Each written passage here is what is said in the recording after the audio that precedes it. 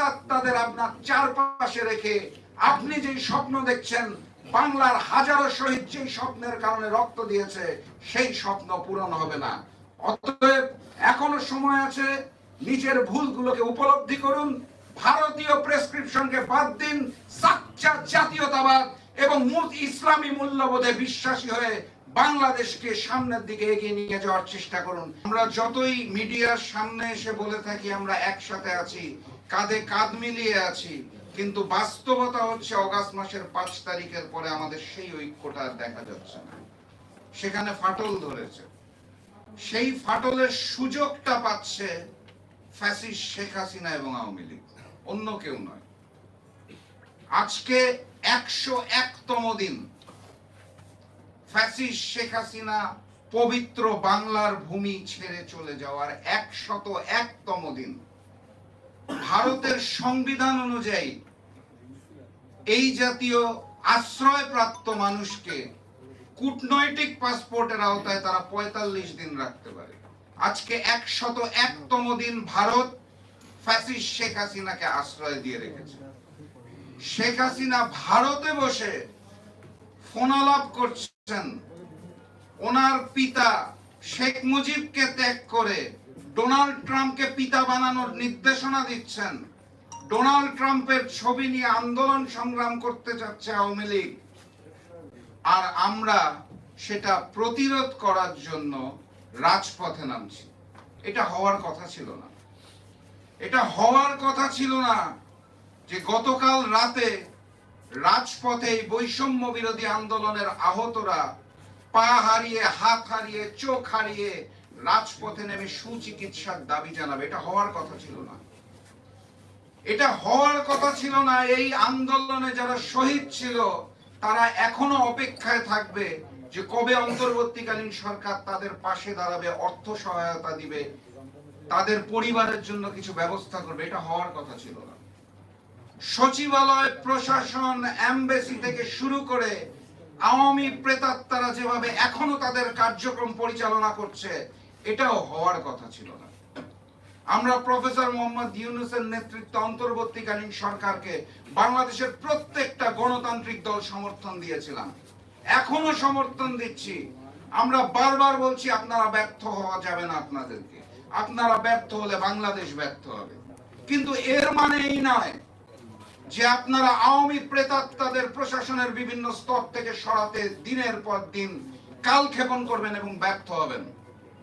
এর মানে এই নয় যে আওয়ামী প্রেতাত্মাদের নামের লিস্ট ভারত থেকে আসবে, রয়ের মাধ্যমে আসবে এবং আপনারা তাদেরকে অন্তর্বর্তীকালীন সরকারের দায়িত্ব দেবেন।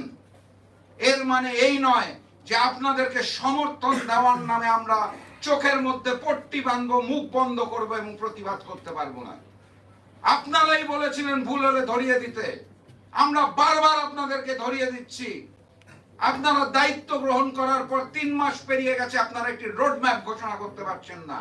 রাষ্ট্র সংস্কার করবেন, কাকে নিয়ে করবেন, কোন পন্থায় করবেন, কবে করবেন, আপনারা বলতে পারছেন না।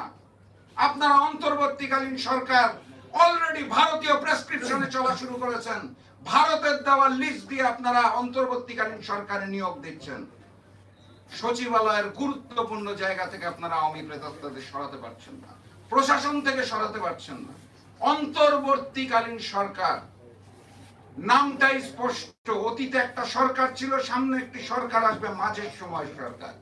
পুরা রাষ্ট্র সংস্কার আপনাদের দায়িত্ব নয়। জরুরি প্রয়োজনীয় সংস্কার শেষ করে দেশের মানুষকে গণতান্ত্রিক বাংলাদেশ ফিরিয়ে দেওয়া আপনাদের দায়িত্ব। দ্রুততম সময়ের মধ্যে রোডম্যাপ ঘোষণা করুন। প্রশাসনের থেকে, অন্তর্বর্তীকালীন সরকার থেকে, সচিবালয় থেকে, এমবেসি থেকে, প্রত্যেকটি জায়গা থেকে আওয়ামী প্রেতাত্মাদের সরানোর ব্যবস্থা করুন। যদি মনে করে থাকেন বিএনপি, জামাত, জাকপা, গণ অধিকার পরিষদ এবং অন্যান্য সকল রাজনৈতিক দল, সকল রাজনৈতিক জোট আপনাদের সমর্থন দিয়েছে দেখে দিনের পর দিন, মাসের পর মাস আপনারা কালক্ষেপণ করবেন, আওয়ামী লীগকে পুনর্বাসনের ব্যবস্থা করবেন, ভারত এবং রয়ের গোলাম হয়ে যাওয়ার চেষ্টা করবেন, বাংলাদেশকে আবারও ভারতের করদ রাজ্য বানানোর চেষ্টা করবেন এবং আমরা চুপ করে বসে থাকবো, তাহলে স্পষ্ট ভাষায় বলে দিতে চাই, কথাবার্তা পরিষ্কার, রোডম্যাপ ঘোষণা করে নির্বাচনের ব্যবস্থা করুন, নতুবা শেখ হাসিনার মতো আপনাদের বিরুদ্ধেও তৌহিদি জনতার রাজপথে নামতে বাধ্য হতে হবে। সংগ্রামী সাথী এবং বন্ধুগণ, বক্তব্য দীর্ঘায়িত করব না, অনেক জাতীয় নেতৃবৃন্দ রয়েছে, তারা বলবেন। আমি শুধু স্পষ্ট ভাষায় বলে দিতে চাই, এই নতুন যে সূর্যোদয়ের স্বপ্ন আমরা দেখেছিলাম, সেই স্বপ্নকে আর বিলীন করবেন না। প্রফেসর মোহাম্মদ ইউনূস, আপনাকে আমরা শ্রদ্ধা করি, সম্মান করি। আওয়ামী প্রেতাত্মাদের আপনার চারপাশে রেখে আপনি যেই স্বপ্ন দেখছেন, বাংলার হাজারো শহীদ যেই স্বপ্নের কারণে রক্ত দিয়েছে, সেই স্বপ্ন পূরণ হবে না। অতএব এখনো সময় আছে, নিজের ভুলগুলোকে উপলব্ধি করুন, ভারতীয় প্রেসক্রিপশনকে বাদ দিন, সাচ্চা জাতীয়তাবাদ এবং ইসলামী মূল্যবোধে বিশ্বাসী হয়ে বাংলাদেশকে সামনের দিকে এগিয়ে নিয়ে যাওয়ার চেষ্টা করুন। আপনার সাথে আমরা ছিলাম, থাকবো, কিন্তু যদি অন্যথায় হয়, আন্দোলন চলছে, ভোটাধিকারের আগ পর্যন্ত আন্দোলন চলবে ইনশাআল্লাহ।